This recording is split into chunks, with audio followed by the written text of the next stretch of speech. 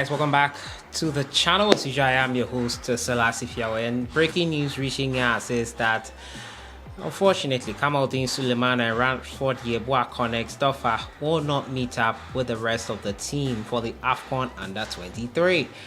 We'll look at the reasons why and what next for the team. We're also going to talk about reports coming in from a former Ghana Black Stars player. He's calling for the axing of Coach Chris Hughton. A bit premature. We'll look at what he had to say and the reasons he gave. We'll also look at the Under-23 side, who are set to take part in their final friendly ahead of the tournament this weekend. They take on Zamalek today. We preview the game before it kicks off at 2:30 p.m. GMT here. As usual, subscribe if you have not. Click on the notification bell to get more updates. We'll jump right into it and talk first of all about the withdrawal of Kamaldeen Suleiman and Ransford Yeboah connects offer. Unfortunately, the duo cannot join up with the Ghana Under-23 side, the Black Meteors. Their clubs will not allow it. That is according to reports making the rounds this morning. And Noama, however, engaged his club and convinced them he was involved in the qualifiers as well, so he has been given permission. So is it a case of probably Kamaldeen and Konextoffer not pushing harder for it? Well, the tournament itself is not in FIFA's official calendar, so it's also part of the reasons why they cannot risk their players going in for a possible 6-game tournament and coming back with some niggling injuries when they should be resting in the off-season. The Black Stars duo of Kamaldeen and Ransford have withdrawn from the Black Stars squad for the AFCON Under-23. The forwards were named in Ibrahim Tanko's provisional 29-man squad for the tournament, as Ghana looks to secure a spot at next year's Olympic Games in Paris by finishing as one of the top 3 teams at the AFCON. The two were parts of 3 players in the Black Stars squad who were expected to team up with the Black Meteors after their 2023 African Cup of Nations game versus Madagascar, which ended in a goalless draw. However, her checks reveal that Kamaldeen and Ransford will no longer join Tanko's side for the tournament to be staged in Morocco. Kamaldeen and Ransford Yeboah Konextoffer have withdrawn. Kamaldeen featured against Madagascar, playing 62 minutes of the game before being replaced by Noama, while Ransford Yeboah played no part against the Bahrain. The two players are said not to have been keen on featuring for the Meteors in the tournament, while the Ghana FA failed to also convince the clubs of the two players in releasing them for the tournament, which is not sanctioned by FIFA. Interesting. Noama, on the other hand, played in the qualifiers for the team and proved pivotal, providing an assist in both legs against Algeria, and also convinced Nordsjælland to make him available for the game. With the withdrawal of the Southampton and Hamburg forwards, the head coach of the Black Meteors has 27 players from which he will choose his final squad, with Noama expected to join the rest of the mates in Morocco before the start of the competition. Tanko's boys will be engaged in a friendly against Egyptian side Zamalek today at 2:30 p.m. Ghana is joining Group A against host Morocco, Guinea and DR Congo. The tournament will kick off on 24th with the first game between Morocco and Guinea. They will play before Sunday 3 p.m. GMT. I'm being exclusive about that because I noticed someone got the timing wrong and missed the Black Stars game, so I'm sorry about that. 3 p.m. GMT, Ghana will take on DR Congo in their very first game of the AFCON Under-23, Sunday the 25th of June. So unfortunate news reaching us here concerning the absence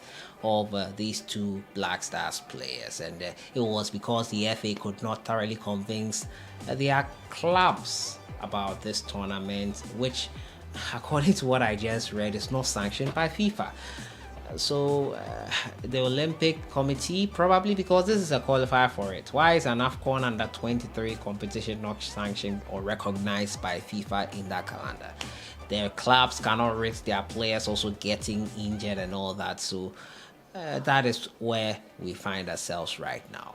Noama, however, will join and has made a case for his club so he will be part of the team. Today they'll play their last friendly before the tournament kicks off and they jet off into Morocco there. My next story has to do with the Ghana Black Stars coach Chris Hughton. Mohammed Polo, a former Black Stars player himself, has called for the axing of the coach, which I think is a bit premature. But let's hear him out first. The Ghanaian coach Polo has called Chris Hughton inept and lacking in tactical abilities. As a result, he has urged that he be fired for egregious incompetence, he put it.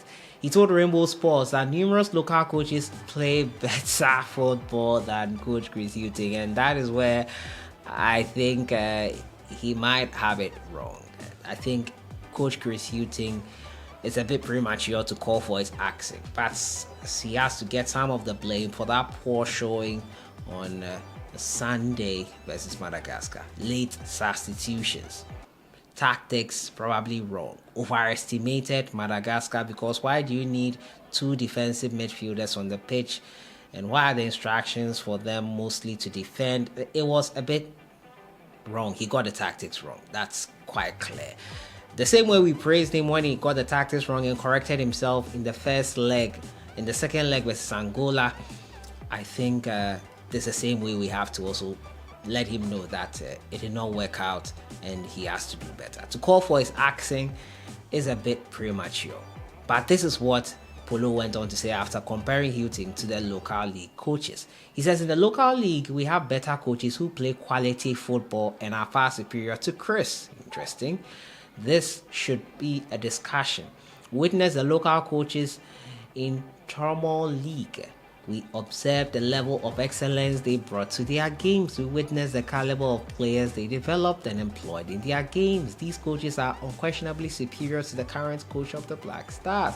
I want to emphasize that these coaches have played quality football and should be selected or appointed as the national team head coach. The quality players we see in the local league are trained and nurtured by our local coaches. So if these players are developing fantastic players and playing quality football, we should give them the job because they deserve it. Well, I'll stop right here and say that we saw all the local coaches, the local players at the CHAN competition, the ultimate stage where they could have proved all of us wrong, and we saw how that happened. Local players have been called into the Black Stars team and fumbled the bag. Local players have been given their opportunity, but the truth is that the standard of the local league is not up there yet. I get it. You tell me that, Sahara, we saw the Black Stars players who played tremendously for their clubs also playing for the Ghana Black Stars.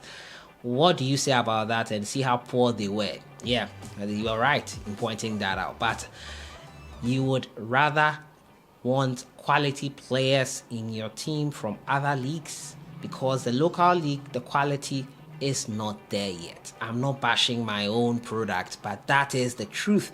And we need to accept that there is a problem before we can find a solution to it.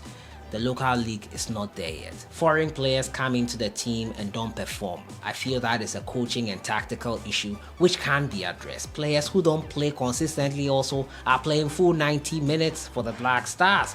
Well, you can argue that that's exactly where they can play because the opponent is Madagascar. You should feel, or you could say that they should thrive or do better when they are playing with a Madagascar team, which they should be dominating. But unfortunately, that did not happen. And Coach Chris got it wrong. Lacking creativity, Kudus was missing. I would really want to know why he omitted Kudus from the starting 11, unless probably an injury concern or whatever. I don't see why Kudus should have been omitted. But that is Mohammed Polo's thoughts. What do you think should be done? Do you agree with him? Let me know what you think in the comments. So that has been it for today. Kamaldeen, Sulemana, and Ransford out in Nuama. He will join the rest of the team. Today they play their final game in the preparatory games versus Zamalek. And Chris Hughton should be asked according to Mohammed Polo. Let me know what you think in the comments box. I'll see you guys in the next one. Enjoy the rest of your week.